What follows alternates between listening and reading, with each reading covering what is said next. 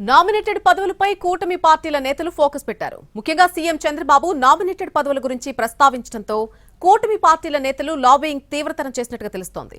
ముఖ్యంగా హైకమాండ్ నేతలను కలుస్తూ తమకు అవకాశం కల్పించాలని కోరుతున్నట్టుగా సమాచారం. ఎమ్మెల్సీ పోస్టుల భర్తీ పూర్తి కావడంతో కూటమి నేతలు నామినేటెడ్ పదవులపై గురిపెట్టారు. పార్టీకి తాము చేసిన సేవలు, తమ విధేయత, అనుభవాన్ని పార్టీ అగ్రనాయకత్వాలకు వివరిస్తూ నామినేటెడ్ పదవుల భర్తీని ప్రస్తావిస్తున్నట్లు తెలుస్తోంది. అంతేకాదు, గత అసెంబ్లీ ఎన్నికల్లో తాము చేసిన సేవలు, టికెట్లు రాకున్నా పార్టీ అభ్యర్థుల్ని గెలిపించిన విషయాన్ని ప్రస్తావిస్తున్నారు. నామినేటెడ్ పదవుల భర్తీలో తమ పేర్లను గుర్తుంచుకోవాలని కోరుతున్నారు. టీడీపీకి, జనసేనకి నామినేటెడ్ మొదటి లిస్టులో చోటు బాగానే దక్కినట్లు తెలుస్తోంది. బీజేపీ నేతలకు మాత్రమే కూటమి రేషియో కాటేసిందని టాక్ నడుస్తోంది.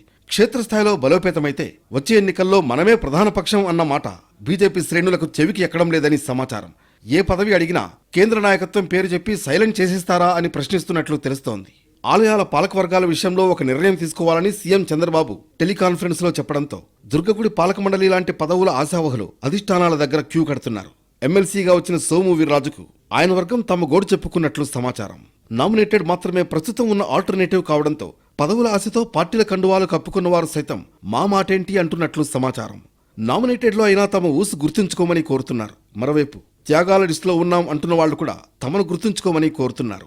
ఈ నెలాఖరుకల్లా నామినేటెడ్ ఫైనల్ చేస్తారని పెద్దలు చెబుతుండటంతో ఆశావహుల్లో స్పీడ్ మరింత పెరుగుతోంది. కారు ముందో వెనకో ఒక గుర్తింపు బోర్డు పడకపోతే రాజకీయాలలో ఉండేం లాభం అనుకుంటున్నారు ద్వితీయ శ్రేణి నేతలు. అయితే అధికార కూటమిలో ఉన్నప్పుడు పదవుల కోసం ఆరాటం కామనే అంటున్నారు సీనియర్లు.